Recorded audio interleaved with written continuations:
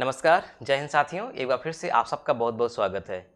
आज के वीडियो में हम लोग समझेंगे खसरा खतौनी क्या होता है, इसको कैसे देखा जाता है।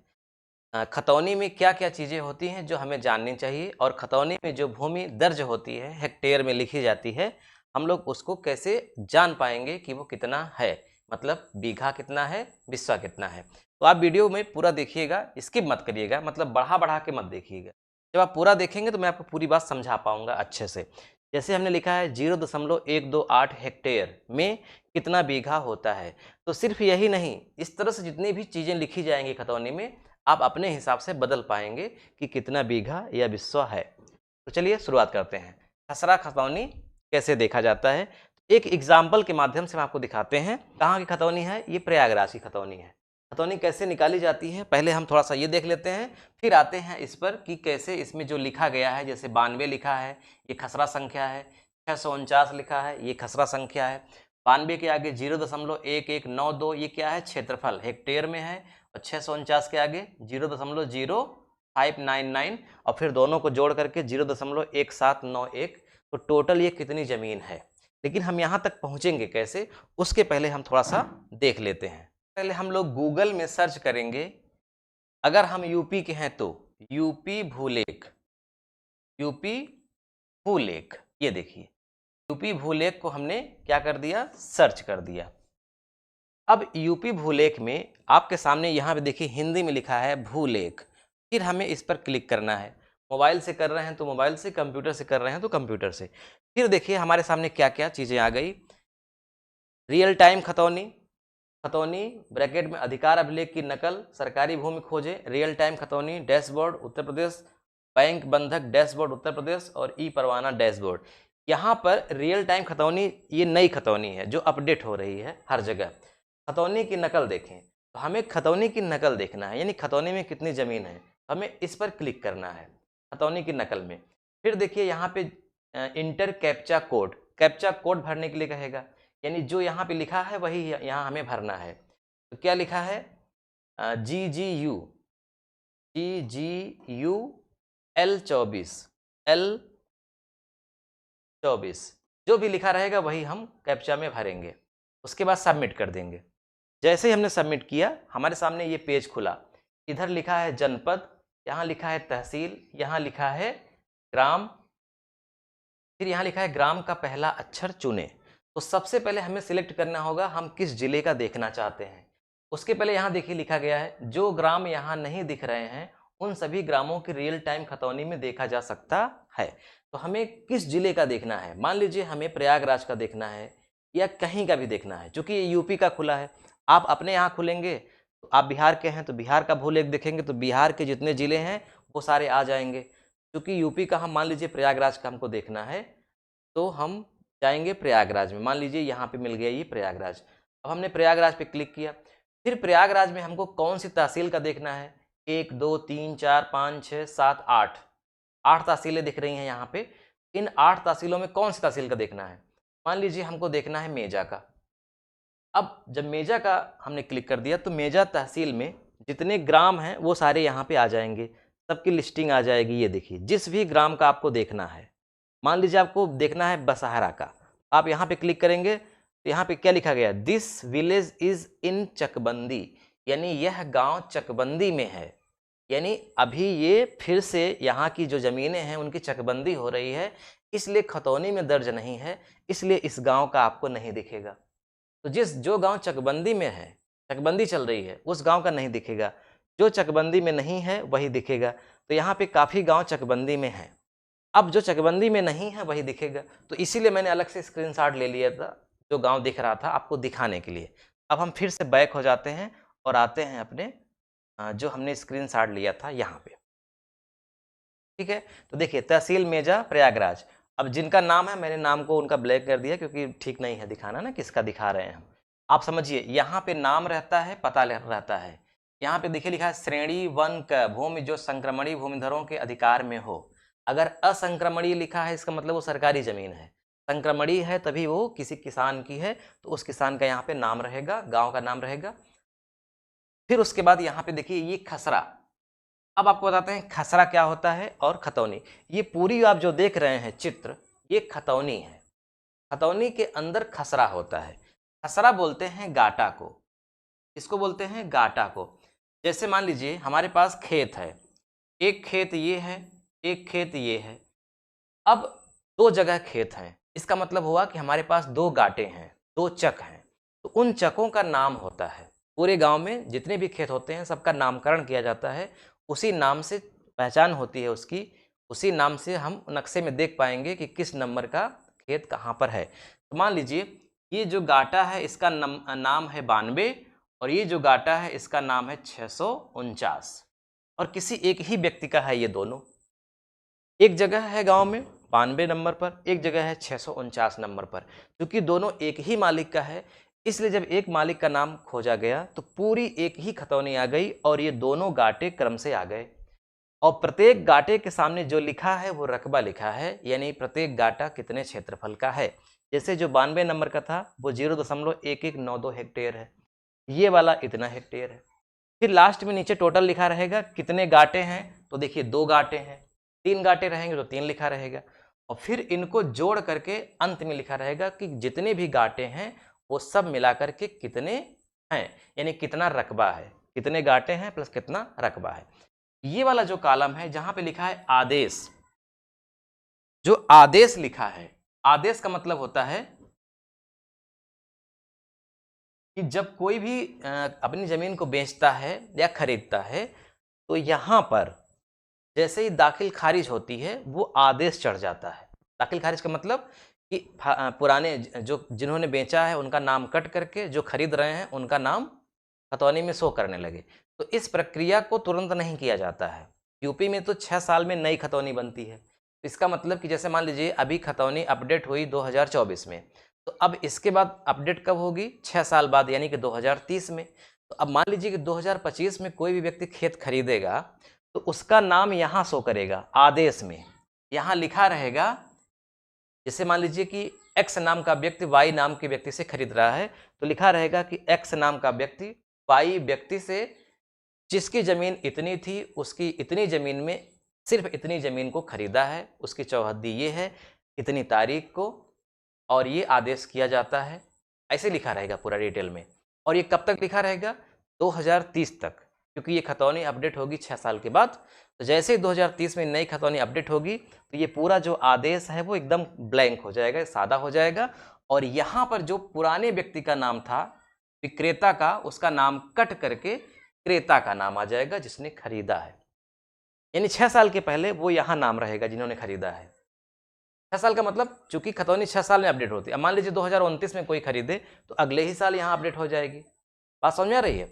अगर मान लीजिए कि इन्होंने पूरा जमीन बेचा है तब तो पूरा नाम इनका कट जाएगा। अगर इन्होंने पूरी जमीन नहीं बेची है, आधी बेची है या कम ही बेची है, तो इनका नाम रहेगा, और जितनी बेची है उसके लिए उस व्यक्ति का भी नाम चढ़ जाएगा, क्योंकि ये जमीन अब दोनों लोगों की हो गई ना। यहाँ तक बात समझ में आ गई। अब देखिए यहाँ पर आपको बताते हैं, ये जो खसरा संख्या है जिसे हम लोग क्या बोलते हैं, गाटा संख्या। ये खसरा संख्या में यहाँ पे देखिए रेड कलर का दिखता है, ये लाल कलर का दिखता है। ये लाल दिखता इसलिए है कि जब आप इस पर क्लिक करेंगे, मतलब नहीं क्लिक हो रहा है यहाँ पे, आपके मोबाइल में होगा, जब आप क्लिक करेंगे ना तो ये पूरा खुल जाएगा। कैसे खुलेगा ये देखिए, जैसे हमने 92 पे मान लीजिए क्लिक किया तो अगला पेज जो खुल के आएगा वो इस तरह से खुलेगा। इसका मतलब कि 92 नंबर का जो गाटा है अब हम उसकी पूरी डिटेल देखना चाहते हैं। तो जिस गाटे का डिटेल देखना चाहते हैं उस पर आपको क्लिक करना होगा, क्योंकि यहाँ डिटेल नहीं दिखेगा, यहाँ सिर्फ दिखेगा कि फला गाटा कितने हेक्टेयर का है, बस। अब हमें देखना है कि उस गाटे को कितने लोगों ने खरीदा है, कहीं उस गाटे पर कोई लोन तो नहीं चल रहा है, या उस गाटे पर कोई विवाद तो नहीं है। इस तरह की सारी जानकारी आपको इस पर क्लिक करने के बाद जो अगला पेज खुलेगा उसमें रहेगी। तो यहाँ पे क्या क्या है देखिए, पहले में लिखा है भूखंड गाटे की ई कोर्ट में स्थिति जाने। कोर्ट में क्या मामला है इस पर कर देंगे तो पूरा डिटेल दिखा देगा कि कोर्ट में क्या प्रोसीजर इसका चल रहा है। अगर चल रहा है तो, नहीं चल रहा है तो लिख जाएगा कि कुछ नहीं चल रहा है। भूखंड गाटे के विक्रय की स्थिति जाने, इस पर क्लिक करने से आपको पता चलेगा कि इस गाटे को कब बेचा गया, कितने तारीख को बेचा गया, किसने बेचा, किसने खरीदा, दाखिल खारिज के लिए कब आदेश हुआ था, ये सारी डिटेल। एंटी भू माफिया पोर्टल यहाँ पर जाएंगे तो अब यहाँ पे लिखे देखिए लिखा है ना, सार्वजनिक संपत्ति का विवरण इस खतौनी में उपलब्ध नहीं है। क्लियर। बैंक बंधक का विवरण इस खतौनी में उपलब्ध नहीं है। इसका मतलब हुआ कि इस गाटे पर कोई लोन नहीं चल रहा है, एकदम खाली है। अगर लोन चल रहा होता तो यहाँ पे ये नहीं लिखा जाता, और जैसे ही हम विक्रय की स्थिति, इनमें भूखंड घाटे के बाद की स्थिति, ये सब पे क्लिक करते ना तो हमको शो करने लगता अलग अलग चीज़ें। सार्वजनिक संपत्ति विवरण, शत्रु संपत्ति विवरण, ये खसरा, ये सारा डिटेल आप अपने मोबाइल से चेक कर सकते हैं। मैं यहाँ पे इसलिए नहीं दिखा सकता क्योंकि ये सार्वजनिक मामला हो जाएगा ना, किसी निजी व्यक्ति का है, मैं सार्वजनिक रूप से उसको कैसे दिखा सकता हूँ कि मतलब क्या स्थिति है उसकी। जो जो संभव था वो मैंने आपको बता दिया। अब देखिए, अब तो हम समझ गए कि खतौनी का मतलब क्या होता है। खतौनी का मतलब कई गांठों का एक संचय, सारी संपूर्ण जानकारी खेत की, रकबा, गांव, मोहल्ला, फसली वर्ष। देखिए जैसे यहाँ पे लिखा गया है ना, जुलाई 2019 से 2025, यानी 19 से 25 तक ये चलेगी। 25 के बाद ये अपडेट हो जाएगी। 6 साल हुआ, 19, 6, 25, यानी 25 के पहले अभी 2024 में जो जमीन खरीदेगा उसका नाम यहाँ नहीं आएगा, उसका नाम आएगा 2025 के बाद, क्योंकि ये खतौनी अपडेट होगी 2025 में। अगर अब इतना हम बात समझ गए तो अब हम देखते हैं कि कैसे हम लोग जानेंगे कि खेत हमारा कितना है खतौनी से। तो वो अब गणित का मामला हो गया, अब आपको अच्छे समझना है।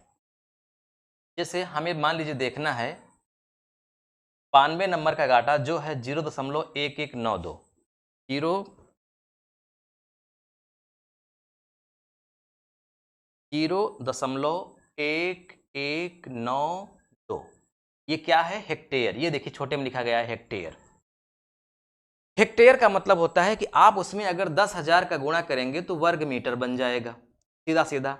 आप भारत के किसी भी कोने में रहते हो, कहीं भी रहते हो, आपकी खतौनी में जो ये लिखा है, जिस गाटे का आपको जानना है, उसमें आप सीधा सीधा 10,000 का मोबाइल से गुणा कर दीजिए कैलकुलेटर से, तो ये आएगा 1192 वर्ग मीटर। यानी ये जमीन आपकी कितनी है? 1192 वर्ग मीटर। अब इसी जमीन को मान लीजिए आपको बदलना है वर्ग फुट में, तो हम क्या करेंगे? जो 1192 लिखा है इसमें हम गुणा कर देंगे 10.7639 का। गुणा क्यों करेंगे? क्योंकि फुट छोटा होता है, मीटर बड़ा होता है। एक मीटर में 3.28 फुट होता है, लेकिन वर्ग मीटर में 10.7639 वर्ग फुट होता है।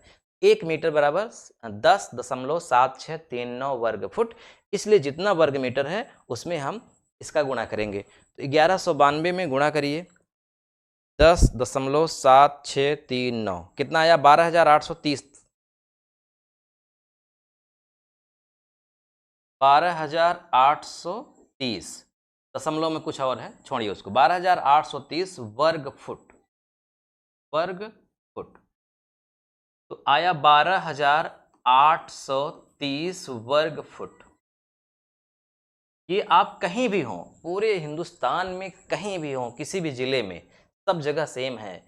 ये जो नापने की इकाई है हेक्टेयर, ये पूरे भारत की समान है, कहीं बदलने वाली नहीं है। वर्ग फुट में बन गया। अब मान लीजिए आपको इसको बदलना है वर्ग गज में, तो 12,830 में जो पॉइंट में आया था, चाहे तो आप उसको भी लिख सकते हैं, चाहे तो छोड़ दें, बहुत उसका मतलब है नहीं। 12,830 में आप भाग करेंगे 9 का, भाग करेंगे, ध्यान रखिएगा, भाग करेंगे 12,830 भागा 9, 2425.5, 2425.5, यही आया। सॉरी 1425, 1425 ये क्या बन गया? वर्ग गज या स्क्वायर यार्ड। तो हमने तीनों चीज देखा। सबसे पहले हेक्टेयर को हमने बदला वर्ग मीटर में, तो 10,000 का गुणा किया, तो जो आया वो वर्ग मीटर बन गया। वर्ग मीटर से मान लीजिए हमको बनाना है वर्ग फुट, तो हमने गुणा किया था किसका? 10.7639 का, तो जो वर्ग फुट आ गया। अब वर्ग फुट क्लियर है, वर्ग फुट से हमको वर्ग गज बनाना है, तो वर्ग फुट में 9 का भाग कर दीजिए, क्योंकि एक वर्ग गज, एक वर्ग गज बराबर होता है 9 वर्ग फुट, या एक गज बराबर होता है 3 फुट। गज को फुट में बदलना होगा तो 3 का गुणा करेंगे, और फुट को गज में बदलना होगा तो 3 का भाग। इसी तरह से वर्ग गज को वर्ग फुट में बदलना होगा तो 9 का गुणा, और वर्ग फुट से वर्ग गज में बदलना होगा तो 9 का भाग, क्योंकि छोटे को बड़े बदलने के लिए भाग किया जाता है। फुट छोटा है, गज बड़ा है, इसीलिए भाग हुआ। अगर यहाँ तक बात समझ में आ गई है तब हम आगे बढ़ें। अब आगे बढ़ने का मतलब कि अब आप इसको बदलना चाहते हैं बीघे बिस्से में,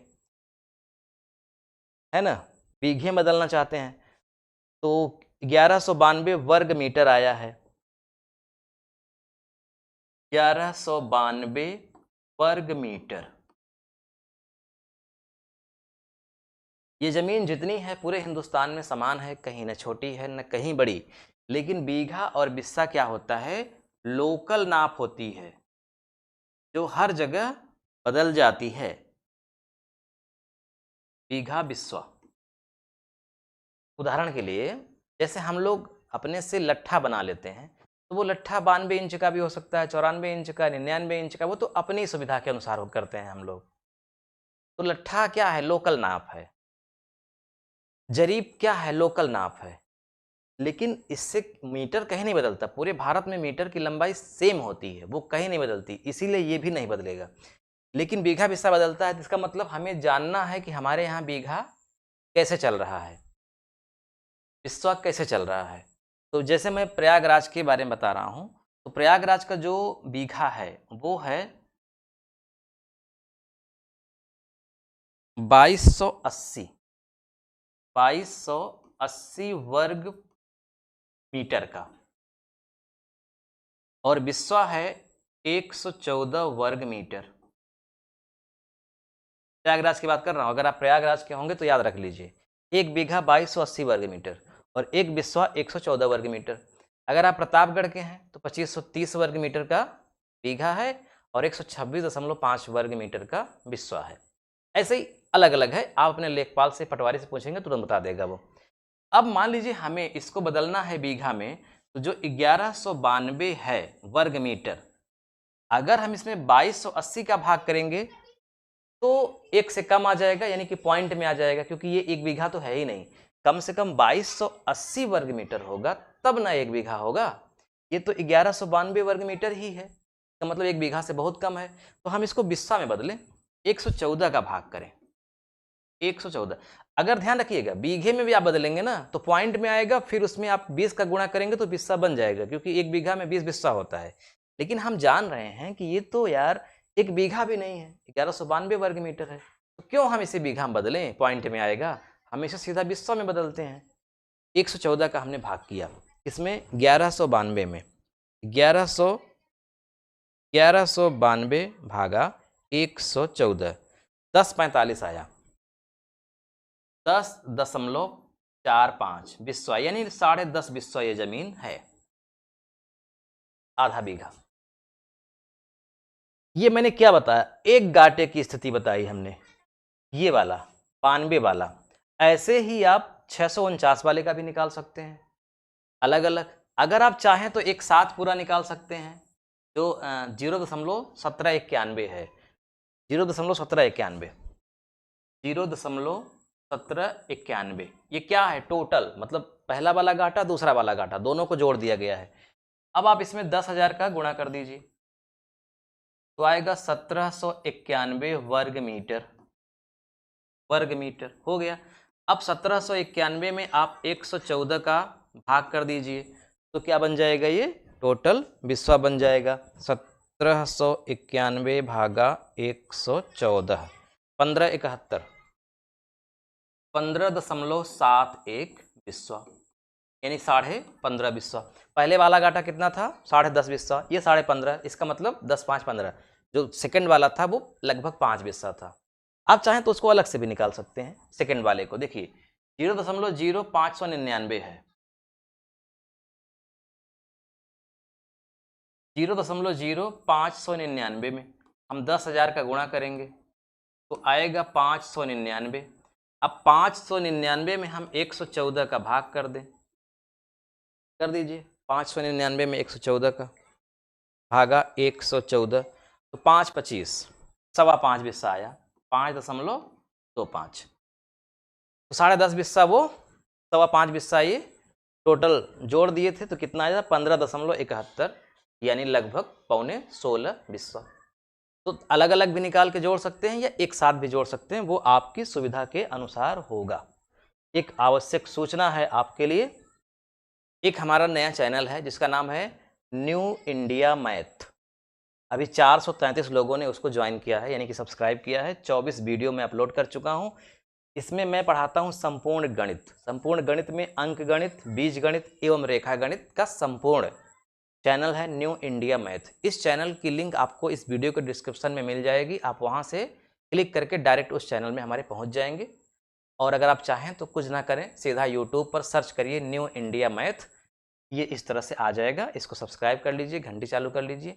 अगर आप गणित पढ़ना चाहते हैं, यानी आप या आपके बच्चे जो कक्षा 6, 7, 8, 9, 10 में हों या फिर किसी कंपटीशन की तैयारी कर रहे हों, तो मैं गणित पढ़ाता हूं और रीजनिंग भी पढ़ाता हूं। गणित और रीजनिंग आपको इस चैनल पर पूरी मैं पढ़ाऊंगा, एकदम निःशुल्क, कोई चार्ज नहीं है। और ये गारंटी है कि लगभग 1 साल तक जो भी बच्चा हमसे पढ़ लेगा गणित, वो गणित पूरा सीख जाएगा, उसको कहीं कोचिंग नहीं करना पड़ेगा। और किसी भी प्रतियोगी परीक्षा में जो सामान्य गणित आती है कक्षा 10 तक की, उसको वो 100% करके आएगा। ये मेरी जिम्मेदारी है, क्योंकि मैं गणित ऐसे ही पढ़ाता हूँ कि कमज़ोर से कमज़ोर बच्चा भी सीख जाए। आप डेमो क्लास के लिए आप इस चैनल को विजिट करिएगा। अगर आपके बच्चे हैं तो उनको भी कहिएगा इस चैनल को सब्सक्राइब करें। शाम को 7 बजे वीडियो पब्लिश होता है। चलिए ठीक है, वीडियो देखने के लिए आपका बहुत बहुत धन्यवाद। मिलते हैं नेक्स्ट वीडियो में। नमस्कार।